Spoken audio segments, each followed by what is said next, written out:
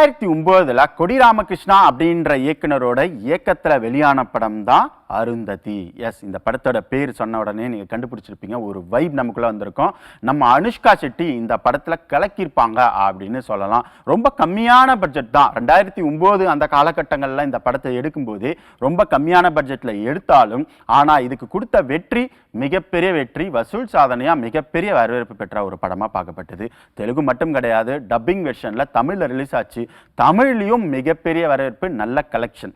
Okay, இந்த படத்தை அப்படியே பாலிவுட்ல கொண்டு போகலாம் அப்படின்னு 16 வருஷம் கழிச்சு இப்போ முடிவு பண்ணியிருக்காங்க.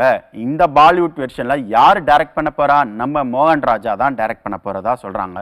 அப்போ அனுஷ்கா செட்டி காட்டி அப்படின்ற படத்துல இப்போ இந்த வருஷம் ரிலீஸ் ஆச்சுல்ல, இந்த படத்துல நடிச்சிருந்தாலும் ப்ரொமோஷனுக்கு கூட வெளியே வரலையப்பா அப்படின்ற கேள்வி வரும்போது இந்த படத்துல எப்படி அவங்க நடிப்பாங்க அப்படின்ற கேள்வியும் நம்ம ரசிகர்களுக்கு வந்தது. ஆனா அந்த கேள்வியை எரேஸ் பண்ணிடுங்க. இந்த படத்துல அனுஷ்கா செட்டி நடிக்கல, அப்ப வேற யாரு? நம்ம ஸ்ரீலீலா தான் இந்த படத்துல நடிக்க போறாங்களாம். அனுஷ்காவோட ரீப்ளேஸா ஸ்ரீலீலா உள்ள வராங்க. இதுக்கான பட்ஜெட்டே பிரம்மாண்ட பட்ஜெட்டா பிளான் பண்ணி வச்சிருக்காங்க. ஏன்னா ஆல்ரெடி ஹிட் ஆன படம் அப்படின்றதுனால பொறுத்திருந்து பார்க்கலாம் இந்த படத்தோடைய வரவேற்பு எப்படி இருக்குன்னு.